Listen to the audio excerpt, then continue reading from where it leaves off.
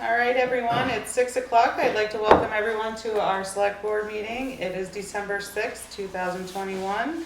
We have Mike Fitzpatrick by phone, Shelley Huber, Katie Johnson-Applin, Ann Golob, myself, Angela Sanborn, our administrative assistant, Juanetta Powling, and our road foreman, Jay Wilson, via Zoom. And we have some members of the public, which is always nice to see.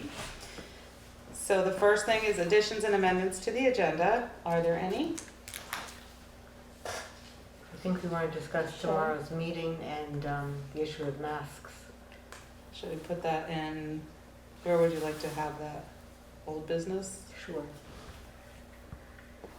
Masks and That's for the special meetings. special town meeting? Yeah. Correct. Is there, do we need a motion?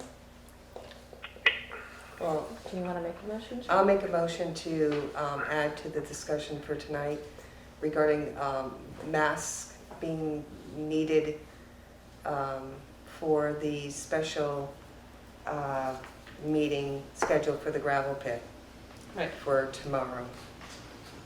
Is there a second? I'll second that. Any discussion? Hearing none, all those in favor say aye. Aye. Aye. Great.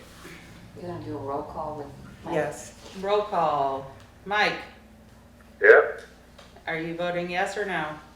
yeah, I voted yes, I said yeah. Okay, we're gonna do a roll call because you're via phone. Shelley, Yes. Katie, Yes. Ann, Yes. myself, yes. Great, so we'll do that under old business. Any other additions or amendments to the agenda? Hearing none, we'll move to the approval of the minutes of the November 15th, 2021 regular meeting minutes. Is there a motion? I make a motion to accept. Second? I'll Second it. Thanks, Mike. Katie, second just before you. That's okay. Is there any discussion? Hearing none, all those in favor, Mike? Aye. Ann? Aye. Katie? Aye. Shelley? Aye. Myself, aye. Thank you. November 18th, 2021 special meeting minutes, and this was for the road signs. Is there a motion? I'll make a motion, accept it. I second. Any discussion? Hearing none, all those in favor? Mike? Aye. Ann? Aye. Katie? I abstain. Shelley? Aye. Myself, aye. Thank you. And also November 18th Board of Liquor Control meeting minutes. Is there a motion? Make a motion to accept the minutes as they're written. Is there a second? I second. Thank you. Any discussion? Do I need to be listed that I wasn't there? Yes. Is there a motion as corrected? I make a motion as corrected with the addition of Katie being absent. So you want me to make the correction that Katie was absent? Yes, please. Okay. Is there a second? I second. Thank you. Any discussion? Hearing none. All those in favor of the Thursday, November 18th Board of Liquor Control minutes as corrected with Katie being absent? Mike, what say you? Aye. Shelley? Aye. Katie? Abstain. Ann? Aye. Myself, Angela. Aye. Thank you. Now we have the special meeting minutes for November 23rd. And this is for the additional grant for the sand and salt shed. Is there a motion to accept? I make a motion I'll to make a accept. motion, second it. Okay, Katie and Mike, right on it. Thank you. Is there a discussion? Hearing none, all those in favor say aye. Mike? Aye. Shelley? Abstain, I wasn't there. He had a problem with the phone. Katie, Aye. Ann, Aye. myself, Angela, I. Thank you. Oh. Discussion? Shelley also needs to be listed as absent. Right. So we need a new motion. I make a motion to amend the minutes to show that Shelley was absent for that meeting. Second. I'll second that. All those in favor say aye. Mike, Aye. Shelley, Can I abstain or do I Abstain. say aye? Abstain. Abstain. Abstain. Katie, Aye. Ann, Aye. aye. And now we have the November 29th budget meeting minutes. Is there a motion? I make a motion to accept. Is there a second? Aye. Second. Second. Great, thank you, Mike. Is there any discussion? Hearing, discussion? Hearing none, all those in favor, Mike, Aye. Shelley, Aye. Katie, Aye. Ann, Aye. myself, aye. Great, thank you so much for that. And now we are on to our road foreman and commissioners report. Good evening, Jay, welcome. Hi. So the Arch Bridge detour signs are being installed this week and will be covered until March when they close the road. We've been meeting weekly with the representative from FEMA to get reimbursed for the July storm. On Wednesday, I'll be showing them all the roads that had damage. They may be covered with snow, but hopefully you can see most of it. The 254 Depot Road culvert condemnation is being worked on by Michael from Fisher's Office and Matt Colburn from V-Trans. We're on hold with our portion of it until we get approval from them. I met today with Chad, the resident engineer on the Arch Bridge project, and John from Renault Brothers, and they're going to leave an area next to our sand pile open for the residents of Duke Road to back in and turn around. They're going to put a little gravel at the back of it, so there'll be like a 50-foot wide space for them to back into.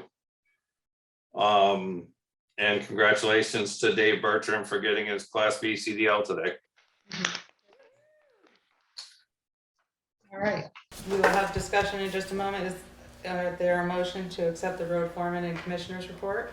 I'll make a motion. Is there a second? I second. Any discussion? Shelley? I just had a question at the July, what was the date of the storm? Do you have that, Jay? 29th. The 29th, okay. Just so we get a lot of storms lately. And Juanetta and I have a lot of photos too, if you need them. I'll make sure she has them available to you. Any further discussion on the road foreman and commissioners report? Can I make a recommendation that we add this to the minutes, the date of the storm for historical records? Sure. Absolutely. Okay. Juanetta, can you put that as part of the minutes when you write them up? Well, thank you. I have a quick question about Renault Brothers setting up their trailer. Did they experience difficulty doing that? There were a couple of cars parked in the lot that morning when I went to go through. Yes, they had to come back up in the afternoon and set it. Wow. We saw them trying to, and there was no way they could get it in. Yeah. I was like, what? There's never cars parked here. Oh, next to the garage? Yes, there were two Oh. cars parked in the middle of the lot. It was so bizarre. Oh my gosh. Bad roads, maybe. Oh. It was sunny and dry. Yeah, okay. Is there any further discussion on the road foreman and commissioners report? Yes, Mr. Bartel, Yes. welcome. I would like to discuss the turning around of the people on Duke Road.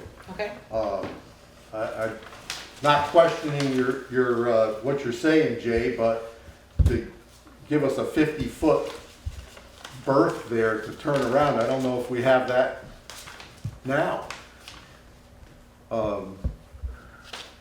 Our road is only able to be entered in one direction, and that's coming across the bridge from Williamsville Right, and down into our road. You know, Right. and you come out of there with a 30-foot travel trailer, you don't have, and there's 3 of us down there that have travel trailers that we take in and out all summer long.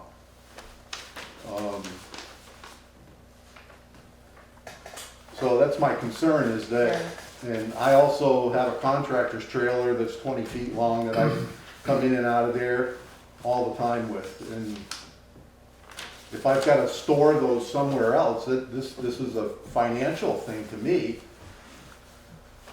I'm wondering, Right. Yes, I'm Shelley? wondering if you would be able to store them at the town garage?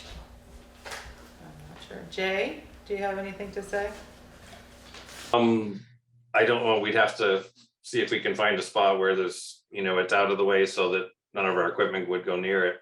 Yeah. And there's also the fact that there's $20,000 worth of tools in my trailer too. Right. That, Is, I'm pretty picky of where I leave it. Absolutely. Very rarely on a job site. is utilizing the Sunset Lake Road intersection Well, it's helpful to because you at all? It's not too bad with the little trailers, but to come over, to try to make that swing and then come back down off of that with a 30-foot travel trailer. Yeah, it- with the pole there. It's a lot of wiggling around. So do you think this new area that they're going to make is gonna be big enough, Jay? The engineers said he thought it would be, because you have the space across the road there too. Okay. So, I mean, I guess he won't be bringing his travel trailer out to try it until probably springtime, but, I mean, we can look at it again when he's there. They felt pretty strongly they could make a decent spot there because they said even if they move the trailer, it's gonna be full of equipment out there, so there's still not gonna be any room, any more room there, so. And once they barricade the road, by the town garage, starting in March 15th, I guess it is, there won't be any traffic, so it'll be easier to back around there. There'll just be the people that might come off Sunset Lake, but that would be the only traffic at that point on. Okay. Well, the whole thing concerns me with even just a single car because Yeah, most of the people down there don't try to make the swing. right. I mean,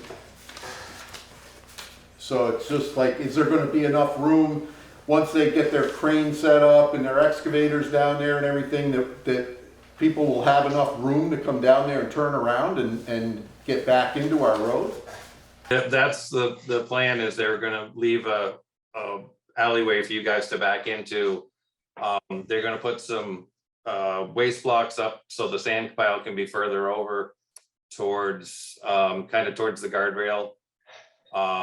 And then leave a good space there for people to back into that they won't be parked in or have any equipment or supplies in. How will that be designated, Jay? Will you have cones up or a Jersey barrier or? Probably cones, then if somebody should back into something, it wouldn't hurt anything. Right. So work in progress, yes, Hey, Shelley? Jay. Oh, Shelley first, and then Yeah, you, I Mike. just wanted Jay. Mike, Shelley's first, and then you. So, having access onto the town property to park trailers and having insurance, I mean, I'm sure you have insurance in your business or whatever, but then to relieve the liability for you against the town if something should happen, if there was some tools taken or whatever, there might be that good possibility of making that work, and it's less of a chore to finagle some way of pulling it in and out of your roadway. Everyone, you're a resident who is going to be deeply affected by it. Well, I'm not the only one. Right, I- right. But to resolve, There's many people. to and- really and- look at the bigger picture and see if there is, because I think Jay does have security at the town garage, and even if it means that we have to beef up security in that interim to be able to allow that to happen, I would consider that, to make it, because that is really a really harsh curve for just a regular car. And you can't, I mean, you have your profession and livelihood to work, you know, not to be hampered at, or cause more. Yeah, well, I'm not looking to make this hard on anybody, I'm just. No, but we all need to I talk about wanted to bring it. it to people's attention that I thought that Duke Road kinda got forgotten about in the whole process here. And, you know, we all down there, I thought that there was gonna be more people here tonight too. That even just fire and rescue, Yeah, I mean, if they've gotta come all the way down and manipulate themselves and turn around and then come back in and, you know, It adds 4 miles it's, from the Williamsville station to go down and out and around and back. I got a suggestion. yes, Mike, go. For one thing is the sand, maybe instead of keeping it up by the old shed this year, Yeah, why don't we put it down here where they park to walk on the trails where you go into the town shed? That'd make a little bit more room there. And I had another thing is, you know, I mentioned to Jay one other time, quite a while ago, about, you know, we had some extra fill that maybe we ought to widen that intersection into this Duke Road. So they could make a swing in and out of there. So I mean, I just don't look at that with Jay, you know. But I think as far as the sand goes, just to make a little bit more room, why can't we put it where the trail access is for this year? After they're done, then we'll clean it up, you know. That's a great You know, that way suggestion. you wouldn't have the guys up there after sand. You wouldn't have the sand there, or you wouldn't have all them mafia blocks there to, you know, keep people. It just adds quite a lot more room to that one spot. Yeah, that's a good idea. I think we have enough time to kind of try to figure out the best scenario for everyone. So we really appreciate you bringing it forward. Absolutely. yeah. Well, I appreciate you listening to me. Yeah, Yes, it's great. Thank you. Jay, previously you and I had discussed the lack of room for, you know, in and out traffic at the town shed. And we had also talked about putting the sand pile at the trailhead. Do you have any thoughts about that now that you've had it in your brain for a bit?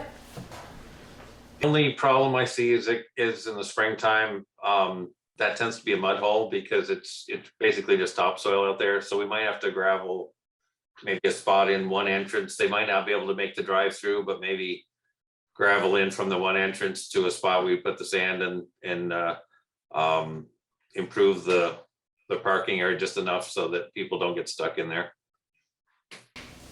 Would that be a big expense or of time or energy on your part to do that? Not terribly. I mean, a few loads of gravel and smooth it out with a loader. And So we have a little bit of time to figure this out and make something work for the folks on Duke Road. yeah, definitely. We really appreciate you bringing that to our Yes. attention. Thank you. That's excellent. Thank you. Have a good evening. You too. Is there anything further on any further discussion on the road foreman and commissioner's report? My biggest concern is for 2 kids who live at that end of the road and how they get to school. Which I don't know that there's only 2, I think, on the whole road at this point in time, and they are right just the Williamsville side of Duke Road. How do they get to school? the bus company was trying to figure out how they're gonna manage that next spring, so, yeah, they'll have a bunch of discussions over that. Okay, terrific. I look forward to an update. Any further discussion? Hearing none, all those in favor say aye. Aye? Oh, roll call. Mike? Oh, Aye. Shelley? Aye. Thank you, Mike. Katie? aye. Ann? Aye. Myself, aye. Thank you, Jay. Thank you for all your hard work. And next we have our administrative assistance report. Juanetta. 10 appropriations are scheduled for the December 20th Select Board meeting. This could finish up the appointments. I have a question. How many more appointments are we, the deadline is done, right? As far as submitting a request for apportionments. Today was the end of the deadline. Today was? Okay. So is this it, the additional 10 appropriations? The 20th is the end of the appropriations. That'll be the end of the appointment. Okay. Was there a marked increase in requests this year? No, About pretty much the same? Just that we've had a busier season, perhaps? Okay. I've received a few reports and I'm currently organizing the pages for the town report. If you are providing things for the report, please get this to me as soon as possible. I'd like to ask that the officers send the reports to my email by January 7th. I've sent out another email today. And Okay, then, so I have a question. Can I make a suggestion also? Can we go through the reports and then do all this during discussion? Well, I think it's easier to ask a question regarding each statement. I've asked But that it's before. I understand, but to go through the whole report and then go back as part of the discussion, I think I personally think it would be easier. I don't know about other board Well, members. we were in agreement that that was supposed to have been taking place, that we would discuss after each of the statements. But wouldn't it be more proper if it was part of the discussion after we had a motion? Personally, I think we should discuss after each of the statements that she's made. And that's how we had planned on doing it previously as protocol. That sounds great, as long as you're not interrupting in the meantime. Write a note, remember it, and we'll take a second. Okay. Does that sound agreeable? No, that's what, we had already set a protocol that, I think what she's saying is you're interrupting her before she finishes her sentence. Yes. well, the point is I'm not trying to interrupt her before she finishes her sentence, but I have a question and that we need to take time to take a break and to discuss each of the statements. Then maybe that when we have a question, we should raise our hands and be called on when there is a question, instead of interrupting. Okay, I well, would be happy with that, okay, well, as long as the protocol is that as long as we raise our we hands can and not discuss after interrupt. each of the sections. I don't think I need to raise the hand, I think we need to discuss each of the sections. As we had planned on and approved that would be the way that it would be done. But the problem is you're interrupting before No, the she problem is finishes. that she's not stopping and asking. Shelley, you're For a further currently discussion. interrupting. Let's take a moment, please, everyone. Juanetta, are you done with part number 2? I am done with part number 2. However, I would like to explain that I was asked to do a time limit. And by interrupting the report before the report is finished adds to the time limit and it messes up the rest of the schedule. That's my opinion, and I was trying to comply with what was requested of me. Thank you so much. Shelley, do you have a question with part number 2? Part number 2, meaning. Second bullet. Oh, The okay, reports. second, yeah, okay.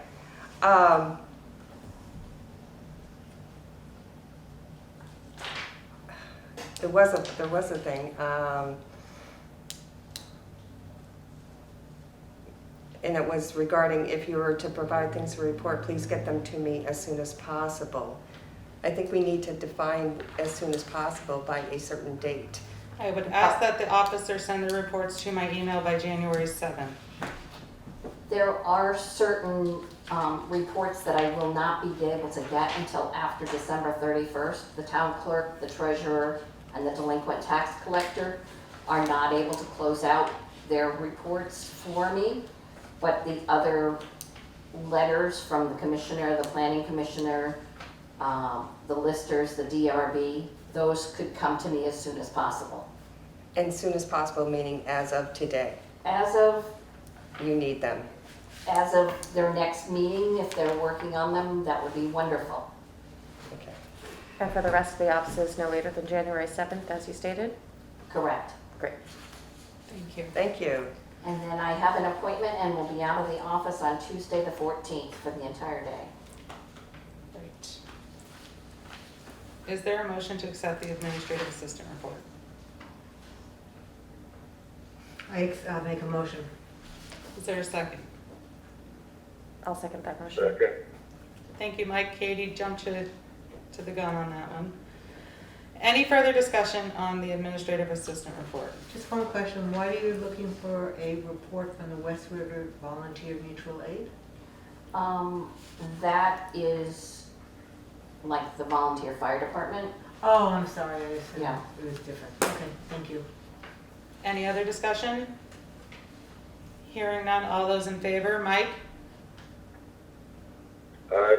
So, I Yes. have a question, I'm sorry. But the West River Volunteer Mutual Aid, so is that their name, the proper name for that organization? I think that's what it was in the book last year, is the volunteer mutual aid, which was under the Newburgh Fire Department and the rescue, this Williamsville.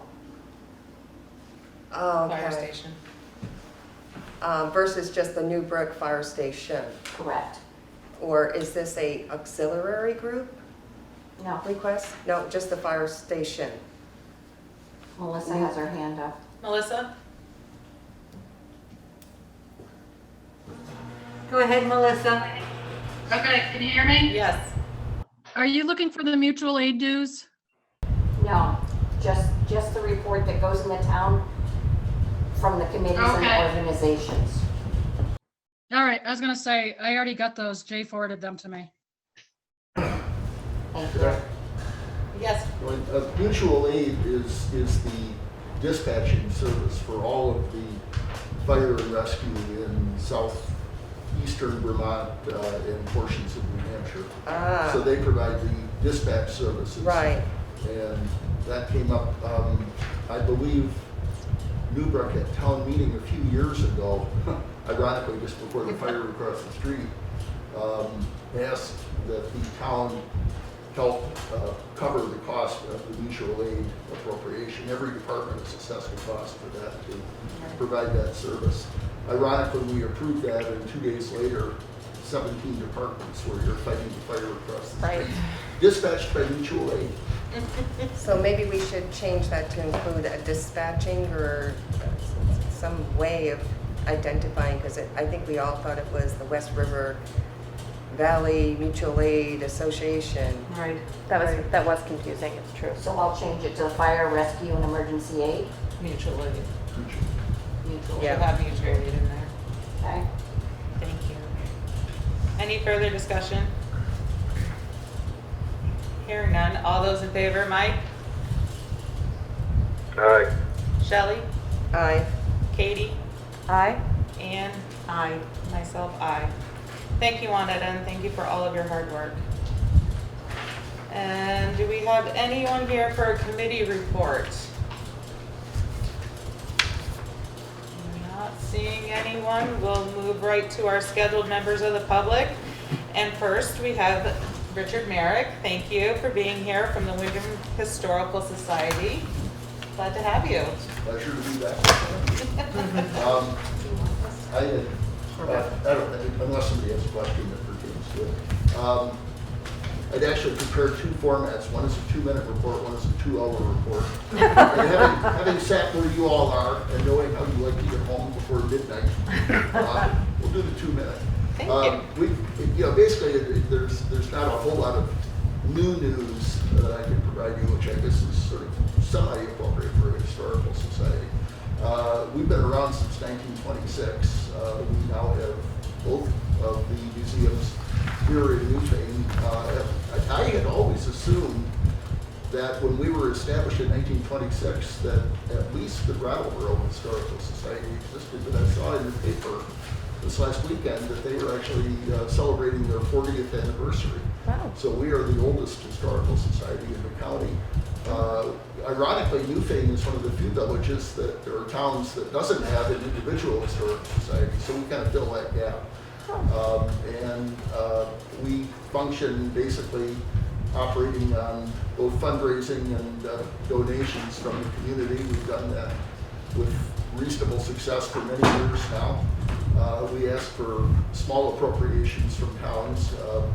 We currently receive appropriations from 7 towns. Some of the towns have fairly labyrinthian requirements to even get an appropriation.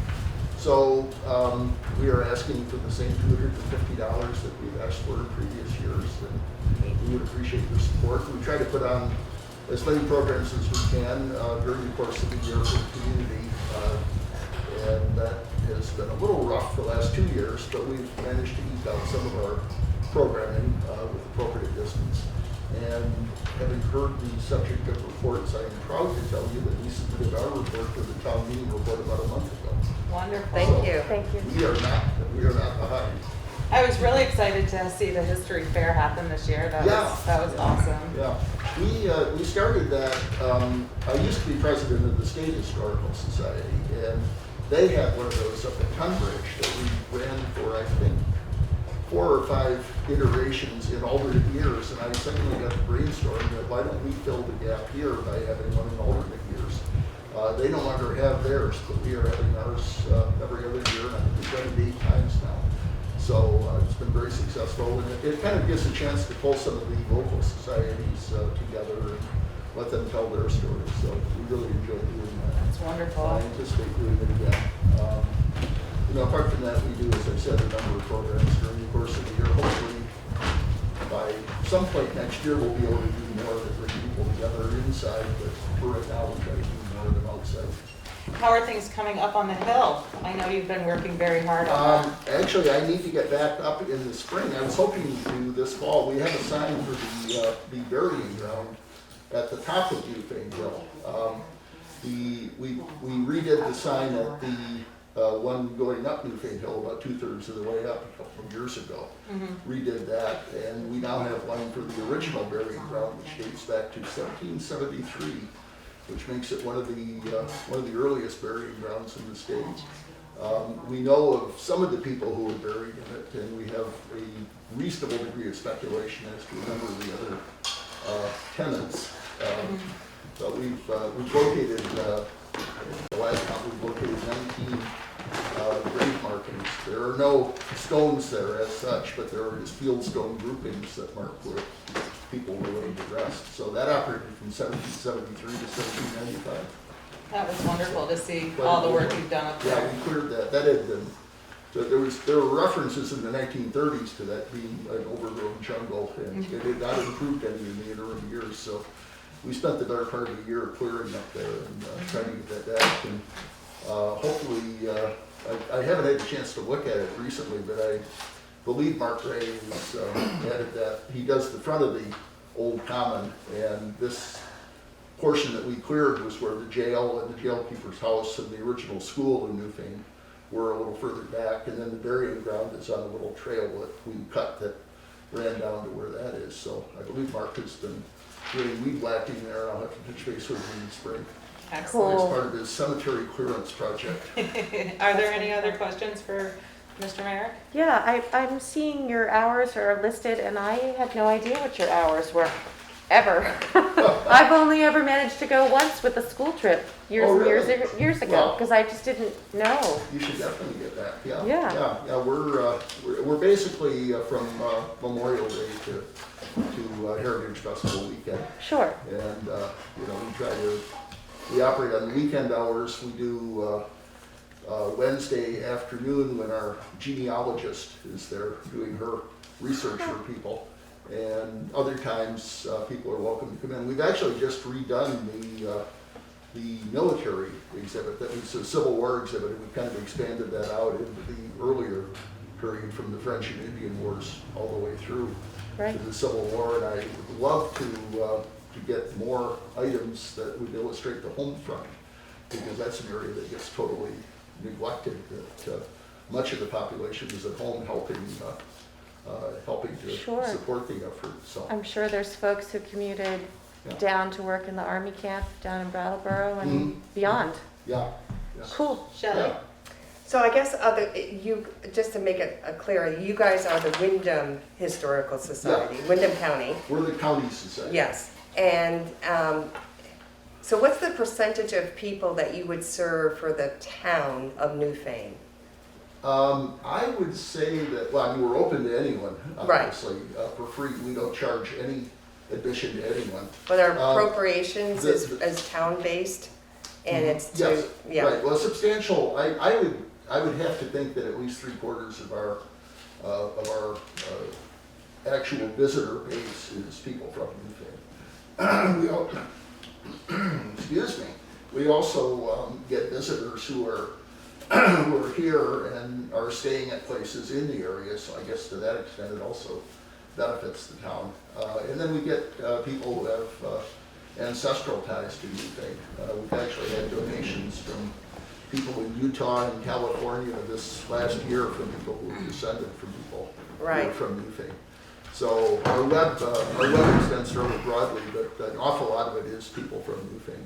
I'd say our programs are probably 80% Newfane attendees. Do you keep an idea of how many people you serve, like with a check-in, numbers counted? We have sign-ins at both museums. I haven't tabulated how many people have signed in, but, and frequently you'll get one person will sign in for a group of people, so it Yeah, really yeah. isn't a terribly accurate metric. Yeah, But you know, we certainly get, you know, many hundreds of people during the course of the year yeah, in the museums. The Railroad Museum has actually become a bigger draw because of the hand cart and things like that that are kind of attractive to people. I'm Yeah. excited to see it. Yeah, Well, we thank you for all of your hard work and being here to present to us. It's wonderful. pleasure to be here again. I love the Historical Society, and it's a wonderful neighbor to me. Thank you so We much. tried. We at least tried to keep the lawn mowed for you. We really appreciate it. I love Okay. I love the railroad station. I do too. My Yeah, that's been, grandkids love that's it been as a big well. one. It was interesting that the Brattleboro Historical Society, for their Words project, just won a statewide award from the Vermont Historical Society. And the year after we opened the railroad station, we won it here for the railroad station. Nice. It's wonderful. So Windam County is doing quite well. Good. You're doing an amazing job. Thank you so much. Thanks. You and your team. Yeah, all volunteers. All right. Thank you. Thank you. Sir, in-person select board meetings, we request that you wear a mask because of protocol and We other require it. people. It's required. It's on the door. Can you please put a mask on, sir? I don't agree with it. It doesn't matter, then leave the room and attend via Zoom. But in-person meetings, we require you wear a I don't mask. believe in it. It doesn't matter. It's not about your personal belief, it's about the rules that have been I don't established agree with it. for it doesn't matter. We're your governing body. That's what we So decided. either, can you please put a mask on or leave the room, please? It's not gonna work for me. Then Well, can you please leave the room if It's you're? not gonna work for me, sorry. so you want us to call the police? No. So So do that. that's what we're gonna have to do if you can't comply with what we're asking of you. I think what they're saying is the alternative to being here in person is to attend via Zoom. Please. And you have We an make it alternative. possible to be part of the discussion, but we have certain requirements for attendance at this meeting. It is a very low requirement. And it's not about whether or not you agree with it. So A, wear a mask, B, leave the room, please. I don't even understand why that you It have doesn't requirement in matter. place. Because That it's is a the requirement rule. for It's not up for in-person select board discussion right meetings. now. Why? It's not up for discussion right now. Isn't that something you were going to be discussing tonight? We will be discussing it in relationship to the meeting tomorrow. If you would like to participate in that discussion, if you wear a mask, you are welcome to participate in this room. Otherwise, attend via Zoom. So you're not discussing it tonight? We're I discussing it. said we are Oh, you discussing are. it. I said that if you want to be part of the discussion here today, then put a mask on and be part of the discussion. If you refuse to wear a mask, then get on Zoom and I don't attend have that a way. computer. Madam Chair, just Yes. FYI, on the agenda, it does not say that mask is mandated. It and says that's- it on the door. It says Coming it on in. the door and we adopted that back and it's been the way. it's Oh, I been that way. understand it, but It I'm says just saying COVID-19 for, safety procedures. So you have two options. the what? It says COVID-19 safety So procedures. either wear a mask or leave the in room and red. attend by Zoom, please. Where's that? Right across the note. This red line. Oh, okay, okay, got it. I guess I'll be making it a form of public protest. We'll call it that. Okay. Fantastic. It's a public protest. All right, so we'll move on to the Timpson Hill. Is Christina White available?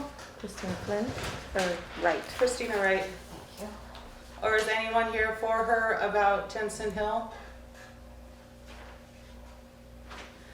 All right, with no hands raised, we'll move on to the visiting nurses and hospice for Vermont and New Hampshire. Is there Hillary Davis? Hi, Hillary. Welcome to our select board meeting. Glad to have you.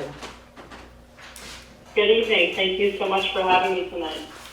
I just wanted to first thank all the residents of Newfane for supporting us year over year.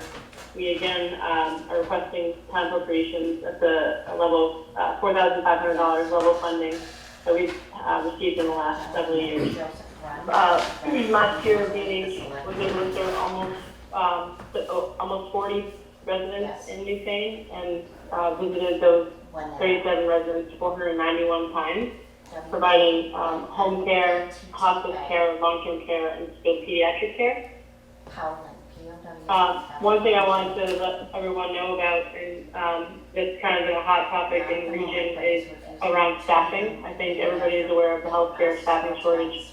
VNH is really proud to say that we are nearly fully staffed, and that's it's due to some significant investments that we've made in education and new grad nurse residency that is quite unique, and we're one of very few home health agencies in the entire nation that provide this education. So we've been able to add an additional 5 new grad nurses this year who will be serving all of our towns. So that's something really exciting, and addressing the workforce shortage so that we can ensure that we maintain the ability to serve all patients who need us. I'm happy to take questions if anyone has any. We appreciate your hard work and what you do for the community. Thank you so much for your presentation. Are there any questions, Shelley? No questions, just comment. You have 5 graduate students who will be serving into the area? They will be part of our whole entire agency, so they won't solely be dedicated to Newfane, but it's very likely that one of them will serve this region. That's excellent. So I guess Wonderful. the question is, what is your region of service? We serve 140 towns across 4,000 square miles in both Vermont and New Hampshire. We're the largest geographic home health and hospice agency in both states. And what would be the percentage of time that you served here, or you have 491 visits to Newfane? We did 491 visits to 37 Newfane residents. It's hard to say the exact percentage because of the CMS regulations, home health, hospice care, long-term care, and pediatric care in the home. Patients have to meet certain eligibility requirements, so we can't serve everyone all the time. Okay. But if they meet those requirements, which many who are over the age of 65 do meet those requirements, we will always accept them. We will not turn them away. Great, thank you. Any other questions for Hillary? Thank you so much for being here tonight and for your presentation, and thank you for all of your hard work, and congratulations on your new 5 students. That's wonderful. Thank you very much. We appreciate it. We're happy to serve the town. Thank you. Thank you. And now we have the Vermont Adult Learning. We'd like to welcome Kimberly Seislow. Is that correct? Welcome tonight. Are you on? I don't see her name. I don't see her either. Is there anyone else here for Vermont Adult Learning? Okay. NA. We'll move on to HCRS with Hal Moore and Mary Morgan. Are you present this evening? Oh, hi, Hal. Welcome. Hi, how are you? Good. How are you doing? I'm doing very well, thank you. Thank you very much for allowing me to speak tonight. I do want to thank the board for, the town of Newfane for their support over the years. HCRS is a designated agency by the state of Vermont, and we provide the mental health community. We're a community mental health center providing mental health, developmental disabilities, addiction services, and we work with children, youth, and families. And we also have a school program, which I'm sure you are familiar with, which is Kimball Farm here in Newfane and Townsend. Great program. Yeah. And we have residential services throughout. We do a two county area, Windam and Windsor counties. We have residential homes, crisis beds, and emergency services. And we work in we serve 5 different hospitals, including Grace Cottage over in Townsend and Brattleboro Memorial, as part of our compact with the state, part of our contract with the state. And so we are looking, we're requesting $1,850, which is the same amount we've always asked for. We use that to support what we call our Access Navigator system program, which is a same-day access, and which once we have 3 different access navigators across the 2 counties, and we use that so if people want to come in and get services, they can call. There's a number to call, and then we can immediately connect them with services, whether it be within HCRS, or even if it was one of our community partners, we might be able to refer them to them. And they're trained professionals who can talk with them and try to get them connected with the services that they need at the same day when they need us, versus saying, well, we'll set up an appointment and we'll call you in a week or 2 weeks, or whatever time it takes to get them in to see us. It's been a very successful program. We actually started it in September of 20, which is in the middle of the COVID pandemic. And it's proved to be very useful because we can use Zoom and we use phone, and we've been able really to connect with people in our community. That's wonderful. The town of Newfane, we have served 40 residents, citizens of Newfane last year. And on average, we provided about 50 hours of service, almost 2,000 hours of service to those citizens. And then also, we also would like to thank you very much for allowing us in Kindle Farm to use the Union Hall as a classroom, space for us to use, especially during a pandemic. We can use the extra space. We really appreciate the fact that you allow us to, use the hall. That's the village of Newfane. Separate from the town, it's the village that. Oh, the village. Oh, I'm sorry. I guess I confused the two. Right. Shelley has a question for you. So it's just I don't know, just looking on your form, it says 35, I think it is, versus 40. I just wanted to be sure if we needed to make any adjustments to your application regarding. Let me look here. The number of residents served. My list added up to 40. And I'm not sure. Okay. I would make a modification, make an adjustment. Yeah, if you could, please. Because Yeah. I think this number I make a here is, motion. I make a motion that we increase that number to 40 versus 35. Is there a second? I second. Any discussion? All those in favor say aye. Mike? Mike?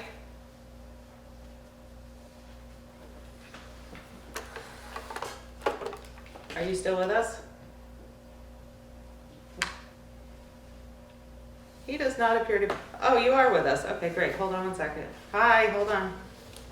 No, I just had to talk to somebody here. No, that's okay. We made a motion to adjust a number on the HCRS application, and now we're doing a roll call. We moved it, the motion is to change it from 35 to 40. Are you in favor or no? Yes, I am. Shelley? Yes. Yes. Katie? Yes. Ann? Yes. Myself, aye. Great. Are there any other questions for Hal on the HCRS application for appropriations? Anything else you'd like to say, Hal? no, except thank you very much for allowing me to speak, and thank you. Well, we really appreciate you being here this evening, and thank you so much for your report. Thank you. Bye-bye. Bye. Bye. Thank you. Next, we have Kate Albergh. Welcome for Green Up Vermont. Glad to have you here, Kate. Kate Alberghini? Albergh. Oh, down here. at the Then it bottom. must be missing a few decibels. Hi, Kate. Can you hear us? You are on mute.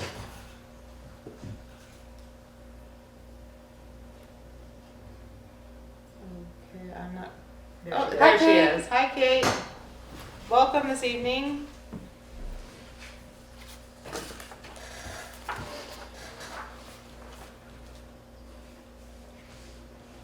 I'm having technical difficulties. Can we send her a message and see what's happening? Then it Should we will be unmute us? It looks like we're on. No, I think that, Winnette's machine is muted, I but don't we're know. not. The revenue. On the screen, it says that we're muted and our video. With the top, Oh, okay. I'm just wondering if there's a reason why we can't hear her. No, I just sent her a message. Okay, well, we'll come right back to you. We're gonna move to Diana Urbaska from the Village of Newfane. Welcome, guys. How are you here tonight? Hi. This is our first application, and it was a nice segue to hear how Union Hall has been used by Kindle Farm. It's one way we serve the community. We've never asked for funding before. I'm sure all the select board understands that the villagers have a separate tax that pays for the lighting, the insurance, the streetlights of the village, the insurance of Union Hall, and the upkeep of Union Hall. But it's really a great cost for us to bear. And it was brought to our attention by another village resident that other historic buildings in the town have received town support, such as Timpson Hill Schoolhouse, Williamsville School Preservation, South Newfane Community Association, and also the Williamsville Grange Hall. So for this application, we're just asking for a modest amount, $1,500, to help with the upkeep of the building, a building that is used by, not just the villagers, but the whole town. And also, again, Kindle Farm is used during Heritage Festival for the historic fair. And, for so many other ways, in so many other ways, I mean, people have weddings there, and someone noted to me that it brings in even revenue, because sometimes out-of-staters will have weddings or events at the hall. It's one of the great buildings here in the town and village of Newfane. And we also use it every year for our town meeting. That's right. Yes. Every other year, yeah. We now have the enhanced panels, which will make it, quite lovely. Yeah, so we can actually hear each other speak in there now. It's really wonderful. Cool, I can't wait. Shelley, Do we pay anything to use that hall during the, I don't believe meeting? so. I don't believe we've ever made a contribution towards the hall for using it for for town meeting. for town meeting? Okay. Any other questions for Diana? Well, thank you so much for your presentation, and we will talk about it, I guess, and go from there. Are there any other questions, or do you have anything else to say? No, I don't, and thank you. It was really fun to see our government in action. It was great to be a part of your meeting for this evening. Thank you very much, everyone. Well, you're welcome to come to many more, Diana. Yeah, come back. Thank you. And thank you so much. Okay, so we will try again and see if Kate we can hear Kate now for Green Up Vermont. You're on mute, Kate. Kate Alberghini? She must be having technical issues on her side. So we have her report, and then Moretta, can you reach out to her tomorrow? Unless she, Nothing yet. I'm not sure what's going on, Is but there any way we can get a message to her? she's, I sent a message. Oh, okay. She's having trouble getting my equipment to unmute, but I'm here. I'm sorry, she said. it's no worries. We really appreciate you being here and trying. We have your report and maybe we can squeeze you in at, I don't know. Does somebody want to read it for her? I could read it for her. I do have a question about Yes. it. And I'm not sure if we can relay it or something, but publicly, it looks as though from this application, we asked what their gross revenue for last year was, and that was $275,000.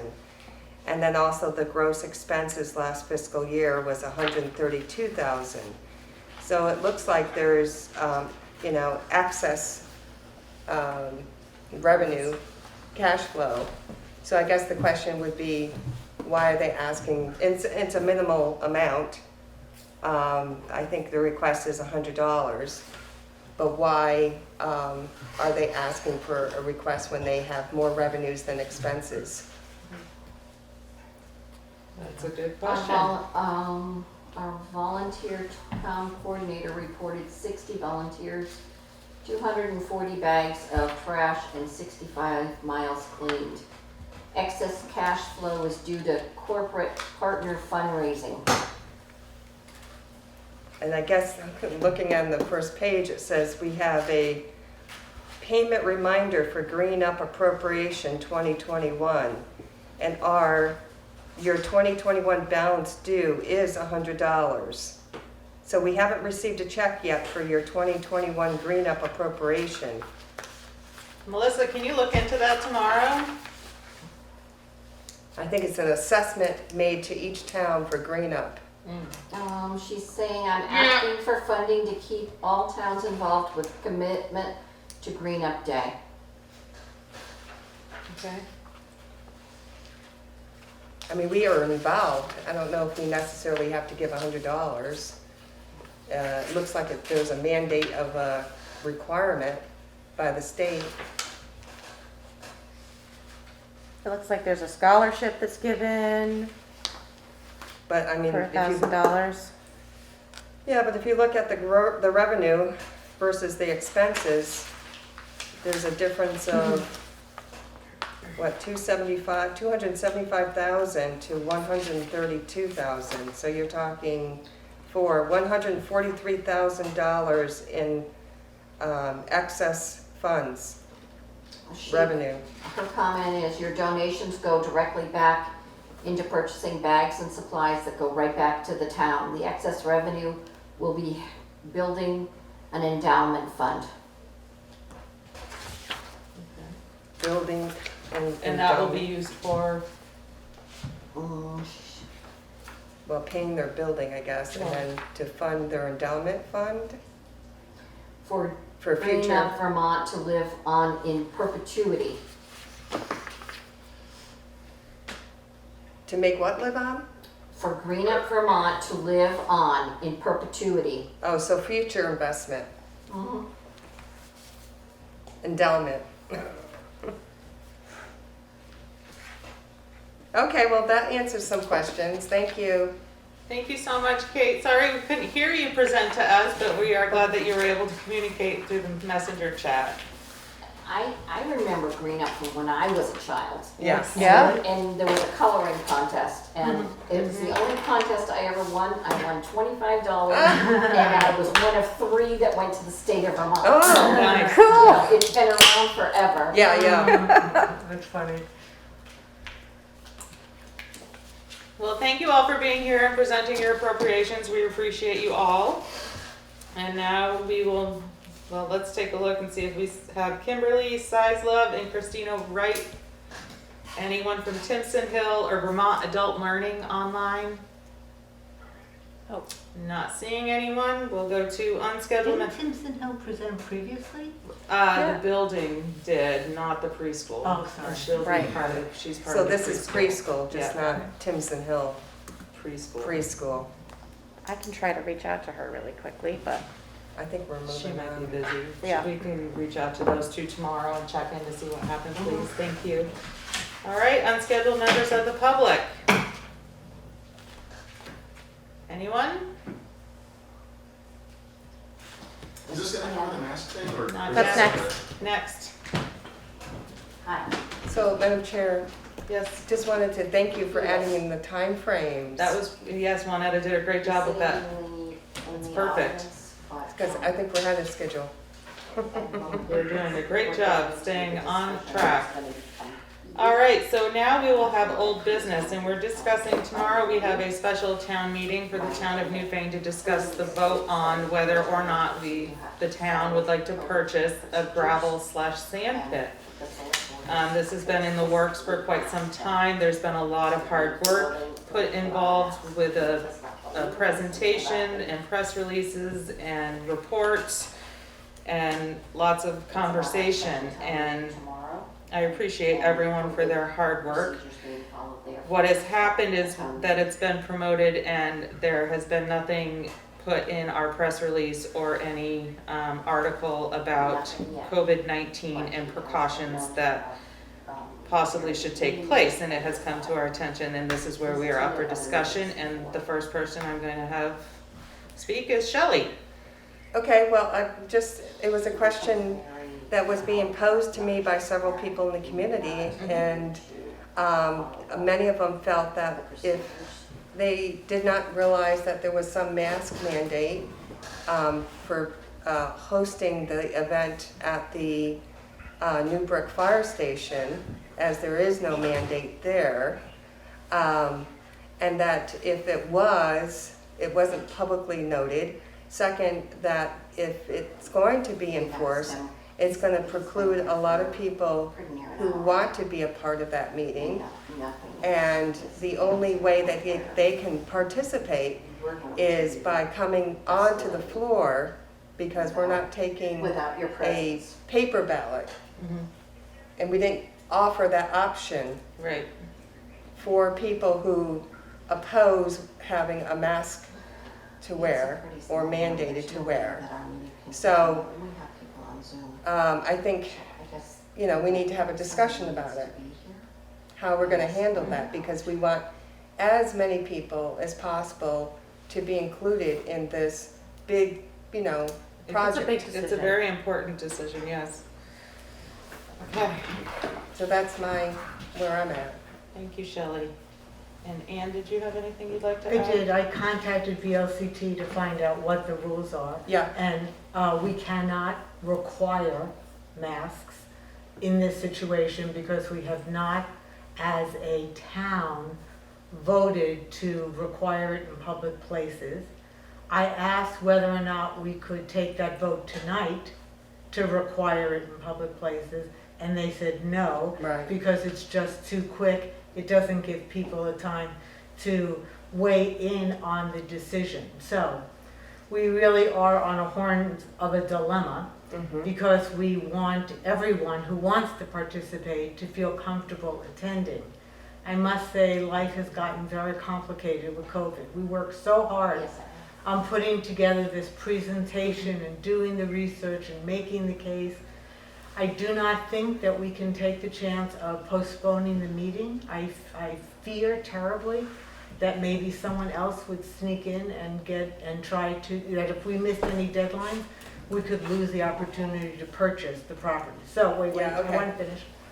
So what I would like to propose is a compromise that it's far from perfect, but it's the best that I personally could think of. My proposed compromise would be, A, that we make a request that people wear masks. B, that we set up the room at the firehouse, since it is a rather large space, that we set it up so those people who want to be masked have a separate section to sit in, and those people who prefer not to be masked sit separately, and we separate it by at least 6 feet. So everyone can attend. It's not perfect. I totally agree. It's not perfect. But with the time constraints that we have, it allows everyone to attend. It keeps everyone feeling comfortable with what choices they personally have made. around choosing to be masked or not masked. And that's the best that my little brain could come up with as a solution. That's a good suggestion, is having the rooms separate. I understand both sides of the aisle, where people do not want to wear a mask, and then there's other people that would like people to wear a mask for safety purposes. And then It's also a learning curve in the sense that we're having an off-site meeting, you know, and this is a, you know, historical situation with the COVID. So we all have to, you know, understand that we've done our best to make decisions in the best light. But, you know, like I said, a lot of people have called, wanted to know why, you know, they want the opportunity to vote. Right. I think that's a good idea. I don't know if there's any other ideas that we should kick around, or if that's really the best one that we can come up with. For the future, I would suggest that we make that we look at our bylaws so that if in the future we have a special town meeting, that we set it up to do Australian ballot and that people can vote all day. Yeah. Yes. Because I think that would save, that's really why we've gotten into this conundrum. Because according to our bylaws, people have to be present to vote. Mm-hmm. Well, also, but if they were to come into any location, if they were, they didn't want to wear a mask, they still couldn't come into a location to vote. But it's a difference of how much time everyone's spending together. If you're just coming in to vote, it's relatively quick versus. Okay, well, that's a sitting in theory, meeting. I guess.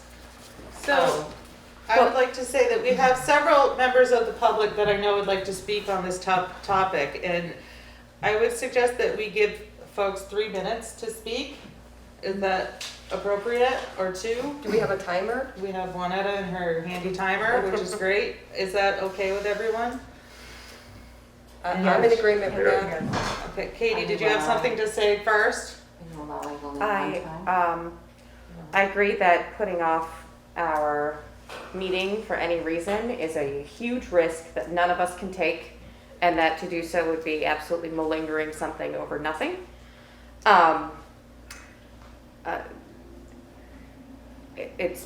We cannot do that. So at this point, we just have to roll forward with either Ann's proposal or another proposal that is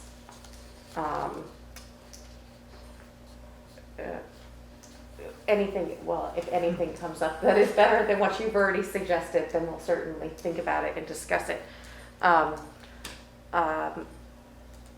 than that, I will certainly be wearing a mask. I have just come back from Florida and was on a flight less than a week ago, and I will certainly be masked because I'm not risking you or anyone else.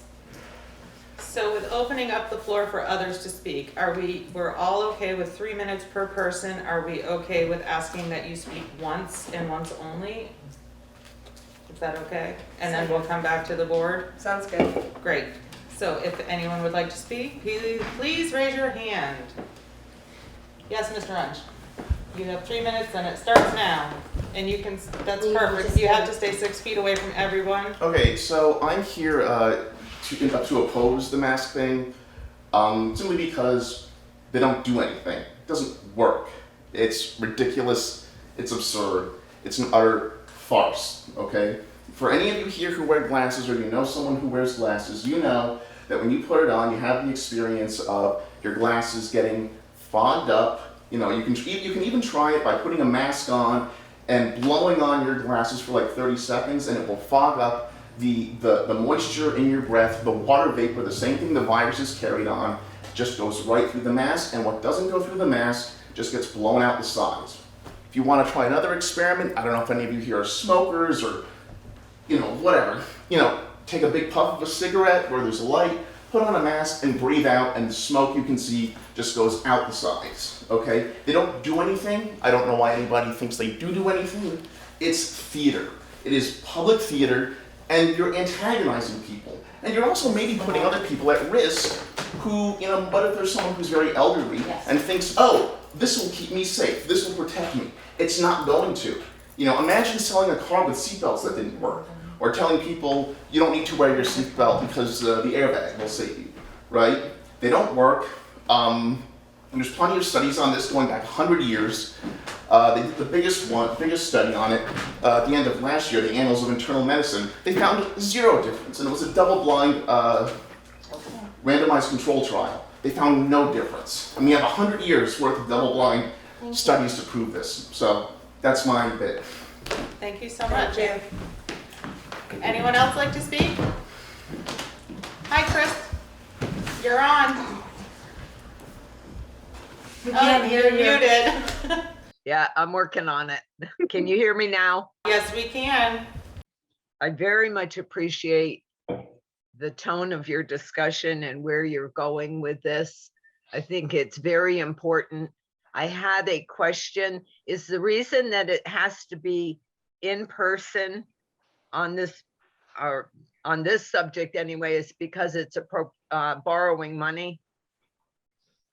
As I understand it, it's the rules that are written for a special meeting in our bylaws. That was the advice that we were given. Okay, so it's because it's a special meeting. That is correct. Okay, because I know regular town meeting, you can vote, right? Yeah, it's different. It's different. Yeah. Okay, that's what I didn't understand. I think you're onto something when you say, you know, that you can separate the room. I think that's a really good, reasonable compromise, and I thank you for considering that. Thank you, Chris.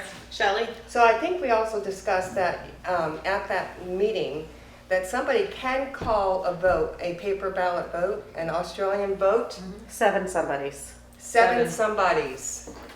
And then it's done at the meeting. And then it's done at the meeting. Right. It's just a way for people to vote secretly. Yes. But it's still done at the meeting. Only those who are there at the meeting can vote. Versus having to be there in person and to verbally make your vote heard. So there are 2 options available. No, you still have to be there in You don't have to be present. Yes. You have to be present. Yes. At that meeting. I think that's really the sticking point, is the fact of having. You must be present to participate, Right, period. yeah. But if we have 2 people, if we have 2 groups separated, the point is we have 2 points separated, somebody can still call a paper ballot As long vote. as there's 7 Oh, people yes. available. Yeah, that that's wanna the do point that I was We're gonna be making. about as far apart as the camera is from us now, in the room, side by side, set in rows. It won't be front or back, nothing like that, side by side, up the center. We'll Thank- separate by an aisle. Yes. Yes. Because the tables are gonna be, the bingo tables It's are gonna gonna be be- set up.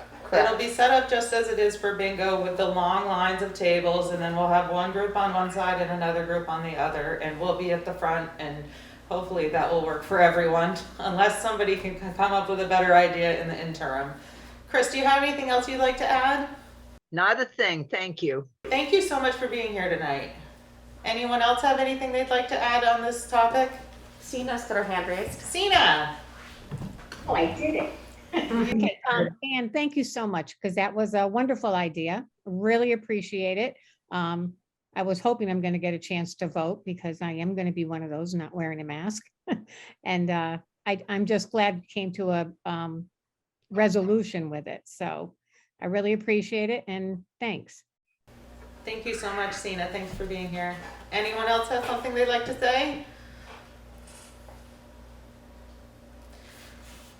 Wonderful. So, hearing none, we will move on to our new business. I think we should probably, as Oh. a board, take a vote. Yes, we Is that should what probably want take to a do? vote. Agreed? Do you want to make the motion? So I make a motion that we set up the room tomorrow to have 2 sides. We put a note on the door asking, requesting that people be masked, and explaining that there will be 2 sides of the room. We can, I will bring masks in case, or we have masks here. Yes. Juanetta, if you could bring the mask, so yes, if anyone needs one. Yeah. we'll have to have someone showing which direction to go to. Yeah, I think we could put a Do sign that up when as we get well. up I there. don't think your sign would say request. We suggest but not, Suggest. mandated. Suggest, okay. Shelley? Okay, so in addition, if people are so concerned about wearing the mask, I think we should even consider, there's 2 side doors. So those that are masked should go in one door, and those that are not masked in another door. Perfect. Excellent. Oh, Thank you. right, for check-in. So would you like to add So that we to your need- motion? I add that to my motion. Is there a second? We need to talk about Carol's role in that with 2 Oh, yeah. entrances because people have to check in Yeah, as voters. and she had, Does she have to, well, can we have a second on the motion and then we'll go into further discussion Sorry, on the Yeah. motion? I'll second the motion. Thank you. Someone Okay. needs to be muted unless they're trying to talk. All right, so there's been a motion on the table, a second, and now further discussion. Katie seconded. One at a, the role of Carol, will she have 1 or 2, or how many volunteers does she have working with her tomorrow to check people in? She's having members from the BCA Yep, help to register and make sure that people are registered voters. okay, I'm not quite sure how many will be there from the BCA. She did not indicate to me. right. I can certainly make sure that We there's figure enough something out tomorrow. volunteers. Shelley? okay, so when I was talking with Carol earlier today about the BCA setup and all that, she said that if there was going to be unmasked ruling, she would not be there. She was very strongly stated that. I'm not sure how we can, and if that was the case, she would need to make arrangements for someone else to be there. I, and we all are, as members of the select board, BCA members.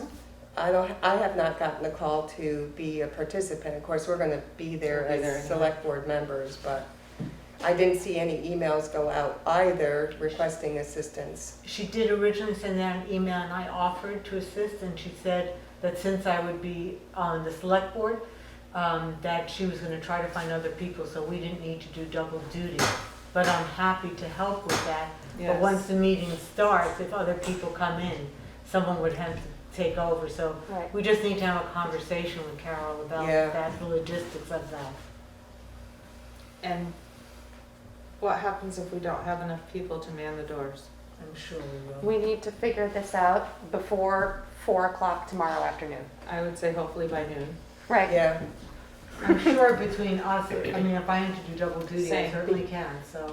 it seems like we're gonna have 2 lists, one for potential unmasked and one for masked. Yes. Well, Just two just lists. Because, So because to it's 2 manage doors. instead of doors. having a first half of the list and second half of the list like normal, we can have a whole list on one side and whole list on the That's other. what I'm saying. Yeah. That's what I'm Right? saying. It's fine. Unless we go A through whatever and, We need 2 printouts. that's of what the I'm list. saying, yeah. So, In the past, when you vote, you check in, and then when you drop your ballot, you check out. So there's always been 2 checklists. Ugh. but if it's a floor vote, there's no second. Anybody that comes in could get a sticker or something that says that I'm a registered voter. Or some, yeah, something. So- We can then- do something to, okay. Oh, boy. I think we We need to just have a conversation with No. Carol first thing in the morning. I'm happy to And follow then- up with, oh shoot, I cannot. I can do it really first thing in the morning. When does she open? 8.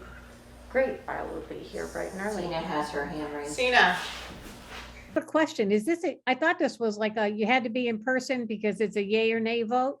yes. Correct. So the registration part, just to make sure you're just a town person, correct? You're a Correct. registered town Verified resident. verification that you are registered and a town resident, correct? Okay, so there shouldn't have to be 2 lines to go through, right? You should be able just to check in. You don't really need to check out after you vote, right? Right, it's just Correct. a check-in line to get in the door to vote. And we're gonna have 2, we'd like to have 2, 1 masked, 1 unmasked, so everybody's filing in at different areas. Right. Shelley? And okay, that's to protect the unmasked, or the, To protect everyone. Whichever, to Yeah. protect people. Both Yeah, sides. Mike, you haven't spoken. What do you say, Mike? Well, I think, you just have the one door where they walk in, register in. As long as they stay at 6.5, 7 feet apart, one at a time comes in, signs the thing, goes to whatever side they want to be on. Right.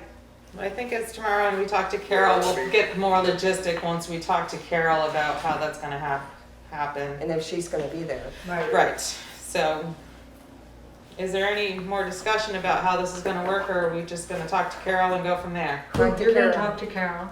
Katie's gonna talk to Katie. Carol? I will be in bright and early tomorrow. to talk I'm with her. available until 12 noon if you need me to do anything. I may need Yeah. you to, because I have to be at an appointment in Northampton at 11. I But have to be in hopefully, New Hampshire, I don't know. I'm reachable. I'm reachable by phone as well, and email. And you have Yeah. my cell phone number? And then we have Juanetta, so we can switch phone numbers and do all that after the meeting? yes. All right, so we have a motion on the table. We have a second. Any further discussion? Hearing none. All those in favor say aye. Mike? Alright, Shelley?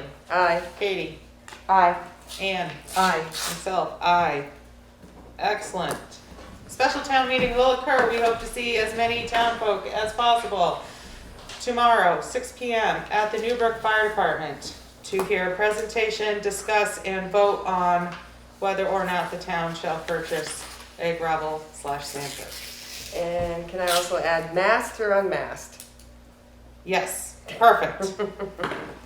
Next, we have new business. We have on the agenda. Thank you so much, Mr. Mayor, for being here. We really appreciate It's a it. longer pleasure than I expected. Come back soon. Okay. So it's considering a beaver dam flooding on Wiswall Hill Road. Is it Xilla, Faye, Tim, and Teddy? Hi, welcome. Hi, Tim here. I know Xilla is online. Oh, there she is. Hi, and this is Ben. So the floor is yours. So we said, I don't know if you guys watched the video or saw any of the pictures we sent. I saw a picture. Yes. Okay. A lot of it's in like video footage. We got some drone footage of the extent of the beaver flooding and the damage to the trees and also the damage to the road. At one point, Tim, Teddy, and I noticed it was starting to go over the road during a heavy rain. So in the right of way, we took maybe like a foot of the dam out and the water level behind it dropped drastically. And so we're new. We only moved in on the 29th. We actually moved in the day of the flooding. Our van sunk into a sinkhole on Wiswall Hill Road. Oh, Our no. first day moving in. Welcome to Vermont. Welcome to Vermont. Again, where there's no water, our well had dropped 200 feet in a year. So it's a nice change to have too much water to contend with. But some of the issues we're having, like personal property, we spoke to the town, to the garage person. I'm horrible with names, I'm sorry. And he said there was nothing we could do until the road was impacted. So for our personal property, we contacted Fish and Wildlife, and they said if the property owner doesn't want to do anything, the only recourse is to seek legal action to notify them of financial responsibility for property if they want to leave the beaver there. That's the only thing that we can do. So we're looking into that ourselves. But over the past, I'd say maybe like 3 to 4 weeks, we've noticed the road just from exactly where the dam is up to just about past Tim's house, past the driveway that Teddy uses. Your house, too, Xilla. Yeah, it's like right up by my house, sort of down. It's just the road is getting completely saturated on both sides of the street now because the water table is so high. The Beaver Dam is about, I would say, like 130 to 150 feet long. And like at the center point, it's about 4 to 5, 6 feet high. It's hard to tell without actually having a measuring stick out there. So the water is really, really starting to back up. And I know it's been a really wet season, but when we moved in, even when it was flooding, it wasn't this wet. It's gotten progressively worse. And then we thought maybe there was a branch over the creek or something. So we went down and looked, and then we just saw the Beaver Dam. And then we brought in a drone, and it's huge. It's really going back all the way past my property and up into that like pond area that's up there. It's backing up all the way to there. And Teddy's property is, and the back corner of Tim's property. Like, you can explain what it's like back there, Tim. You live that more than I do. Our Yeah, property is well, the least impacted. normally it's a wetland. It's turning into a swamp. Right, it's a constant wetland there. Yeah, but it always dries out. I mean, it's wet 3 feet down. I mean, it's still moist, but the water table drops about 2 to 3 feet below the surface. And right now, it's right on top. Jay, I do you can- have anything to say about this? Ooh. I'm sorry. That's okay. Yes, I spoke with them today. The problem is it's not like, we had another spot that the water constantly ran across the road, and because of we were able to hire someone to go in and kill the beavers. Where this is out on private property, it kind of cuts us out of it. Okay. So I how does that work for find a solution. if Wait. the road gets flooded? Xilla, thank you so much for that question. Let's let him finish and then you can ask him that Okay. question. Go ahead, Jay. So I don't know, as a select board, if it's anything you can do where it's impacting other people's property, I don't know. That would be something you could maybe research or check with the town attorney or something. Okay, Xilla, what's your question? My question is, how does it impact taxpayers if they have to pay to constantly fix the road if there's damage to it? And wouldn't it make a more financial sense to mitigate the issue? And we're happy, like, if she wants to put in a culvert and keep the beaver. We actually talked to a wildlife specialist he created the system where they have the grates, and he's out of Massachusetts, but he travels throughout the Northeast. And speaking with him, he said they can put that in, but even doing that, the beavers that are currently there, they remember the high water mark. So no matter what, you're going to have to remove the beaver. And the issue really is the dam too. It's built up so much. And we spoke with Dennis Wiswall, who used to be on the select board, I believe. Yeah. And he said that it's happened several times in the past when there's flooding. They're normally up in the woods behind the house. And then when it floods, it washes them out up there and they come down. It's happened, I think he said 2 times, and they've had to take the beavers out because the road would start flooding.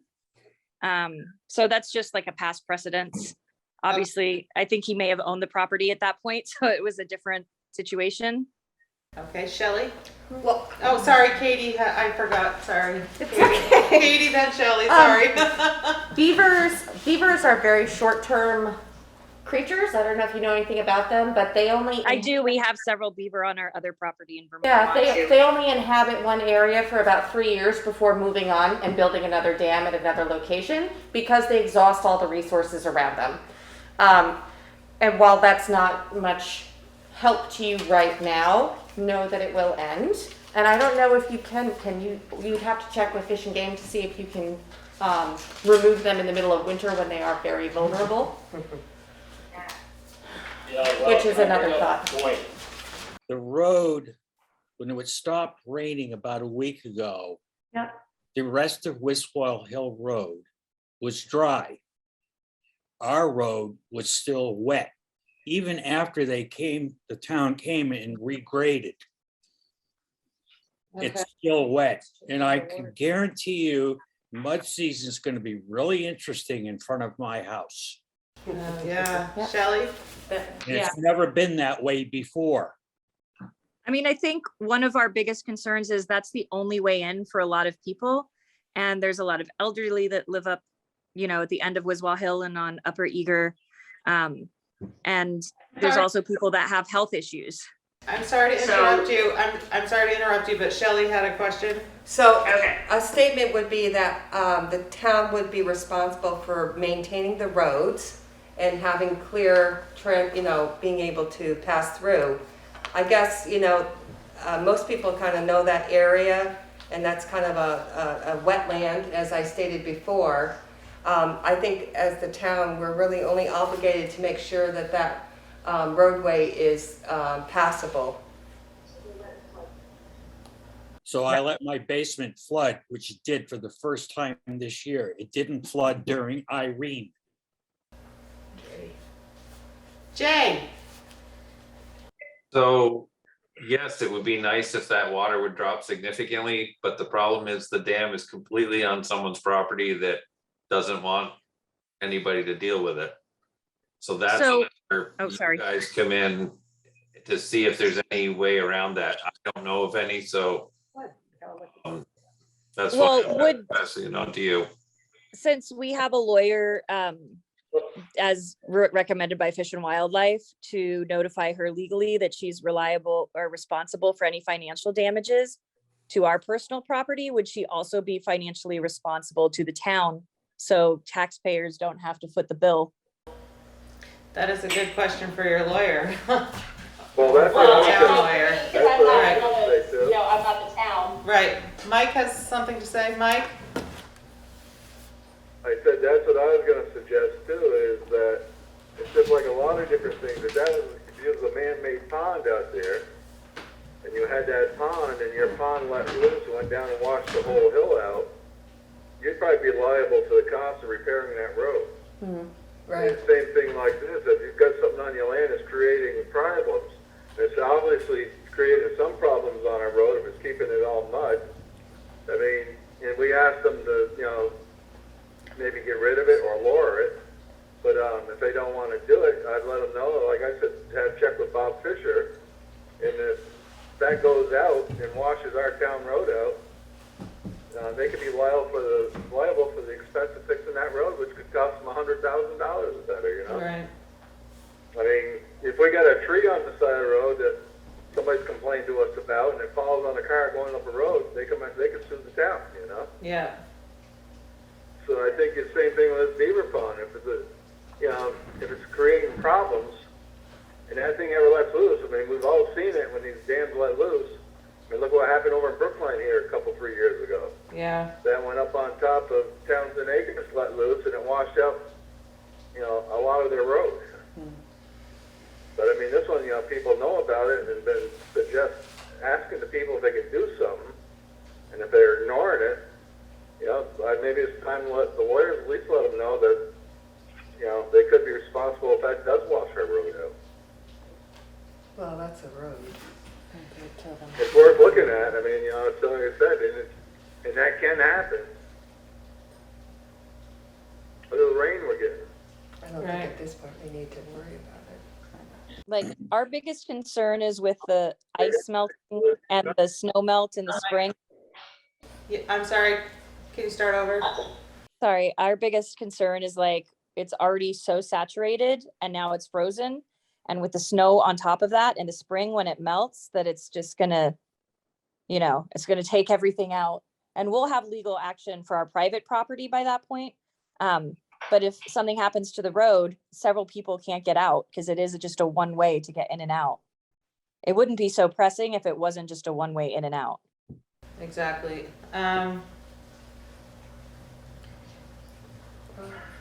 Yes, Shelley. Oh, like I said too, is Oh. what I was just thinking Mike, about. If Shelley that was did ever going- let loose, Mike, you have to, Shelley's gonna, So I just make I make a recommendation that we put it on the agenda for a review again. yes, and I think that's a great idea. And your lawyer has spoken to the property owner? We were waiting to see how this played out to see if it might be an intervention. We've tried contacting the property owner. We only have the information for one property owner.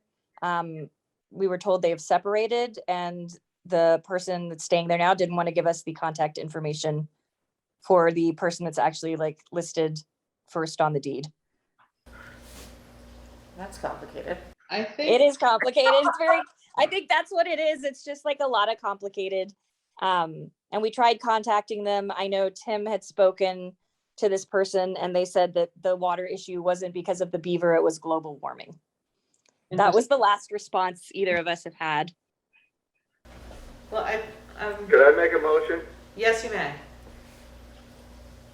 I'd like to make a motion, we have our town attorney look into if that thing should let loose and take our road out, if they are responsible for it when they don't want to take it out.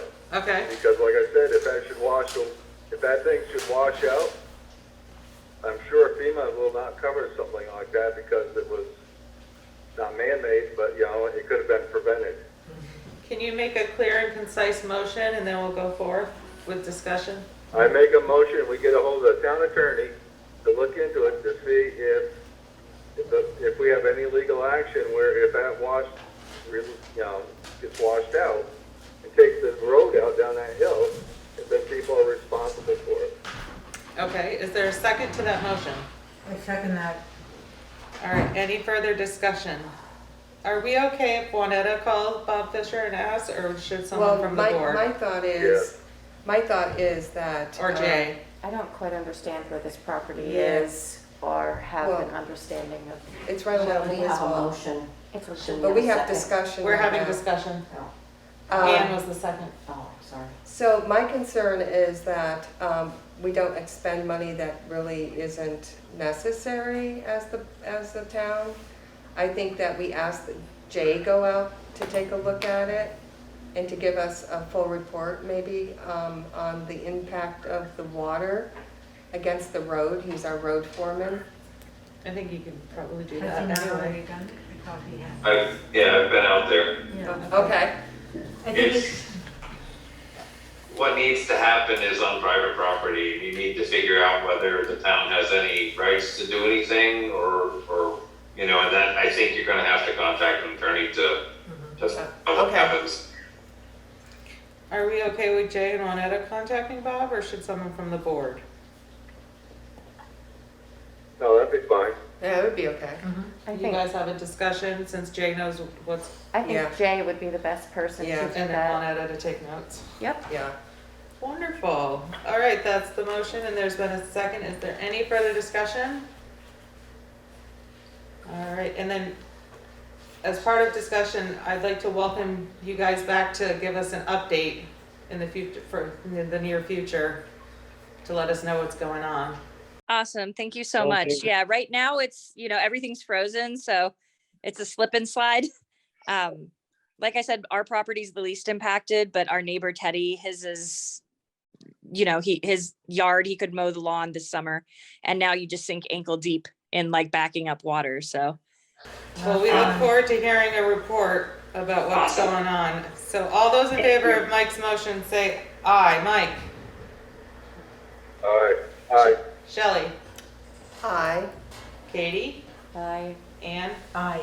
Myself, aye. Yes. Let me be clear. Are there two properties that are impacted? Sounds like Three. 3 or 4. There's three. Three, So who are the three? myself, 20 Timothy Yeah, go Tossick, ahead. Sorry, could you say your names each time for our notes and your address? 213 Wiswall Hill Road. And your name? Xylia, oh, sorry. DAUSSIG. Sorry, could you try that again? The last name? First Yes. and last, I'm sorry. Okay, first name is Timothy. And the last name is Tossick, that's spelled TAU, double S's in Sam, IG. Great. Okay. And then Xilla? Xylia, it's Xilia. And the last name is Faye, F like Frank, AYE.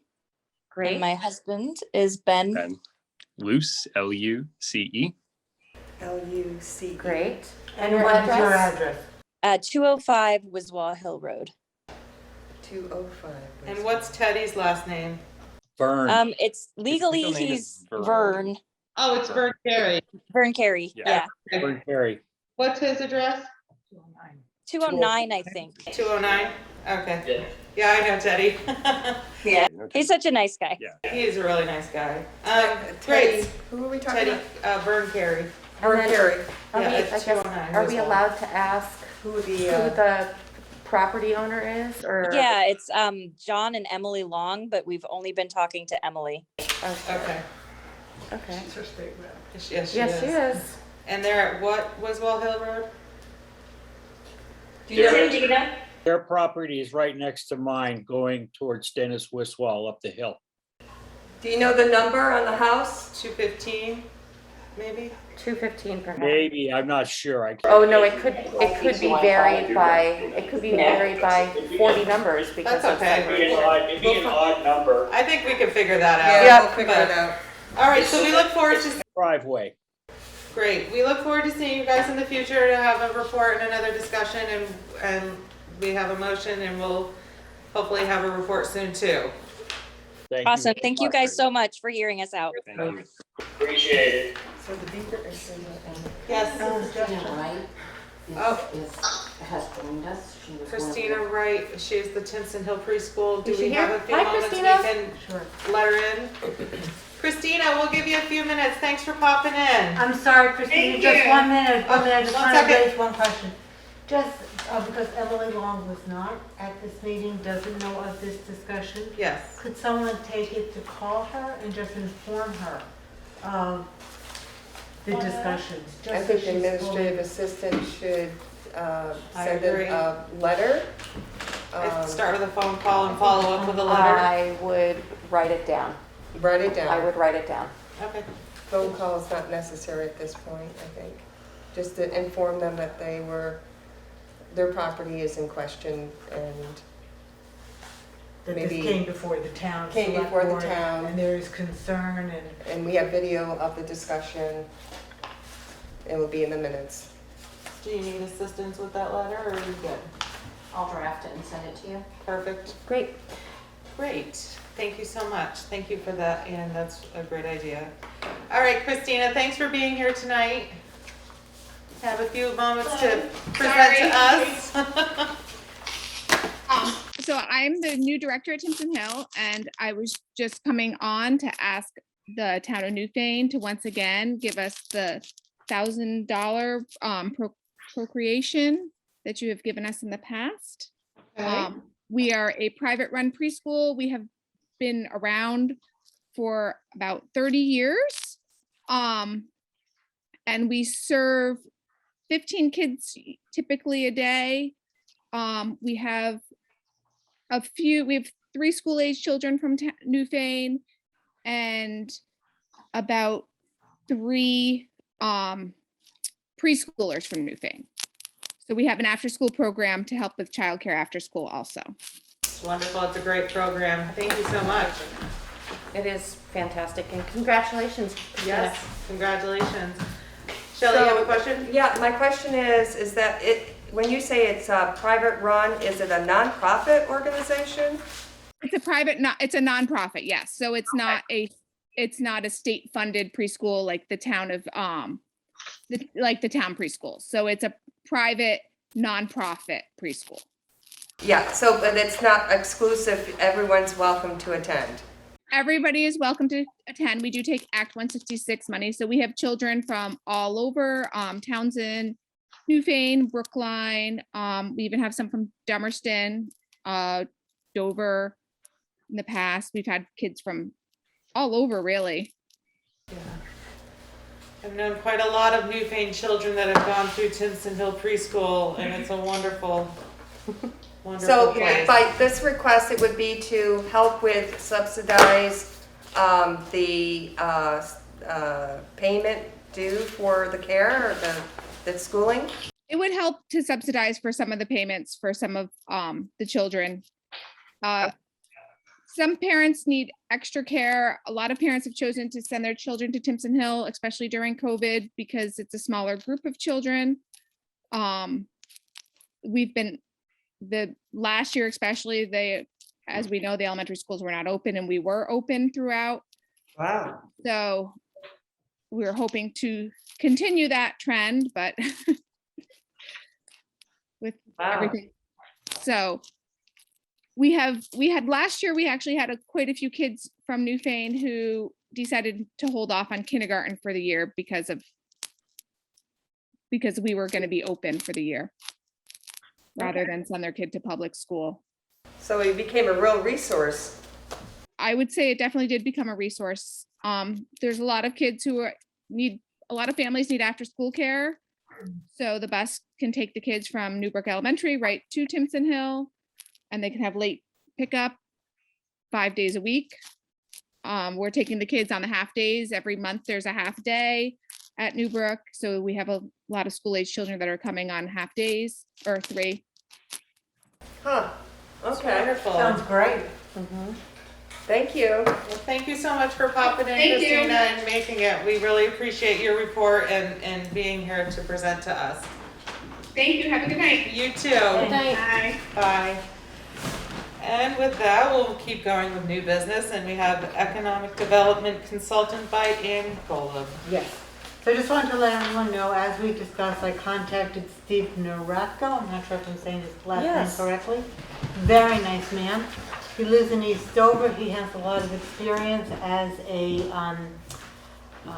doing economic development. He worked in the town of Dover for several years. Prior to that, he was living in upstate New York and working there. And for a period of time, he was the town manager for Springfield, Vermont.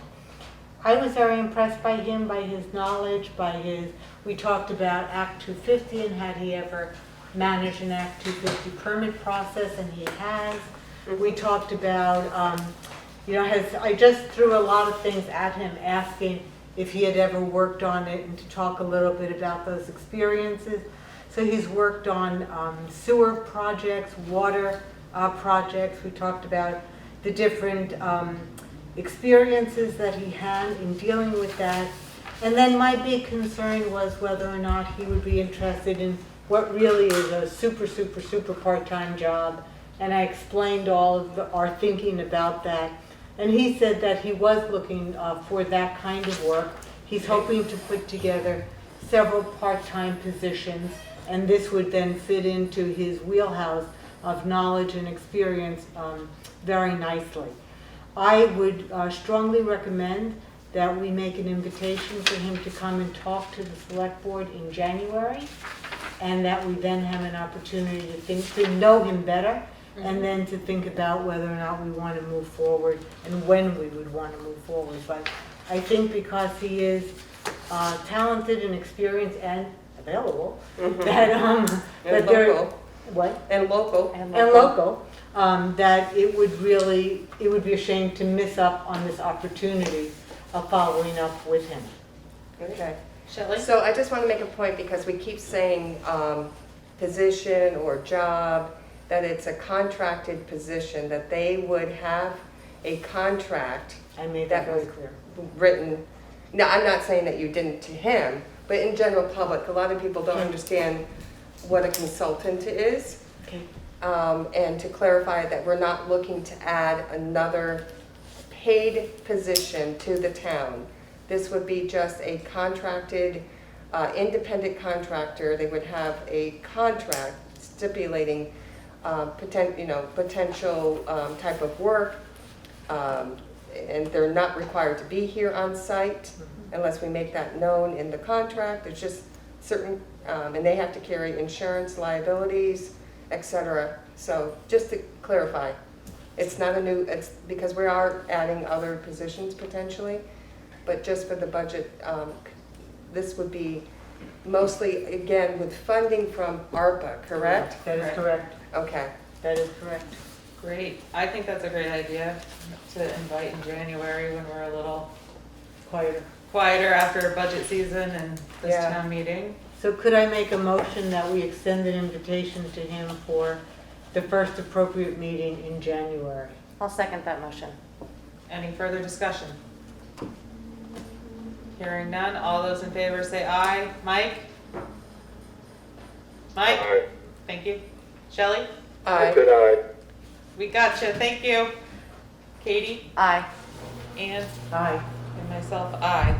That sounds wonderful. Winetta, can you follow up with him? I will. Thank you very much. Thank you. And with that, we have no correspondence. I'd like to thank everyone for coming here this evening and for participating in our select board meeting. And hopefully we see everyone tomorrow night at the Newbrook Fire Department at 6 p.m. for our special town meeting. And now we will go into pay orders. Thanks again. Stay safe out there, folks.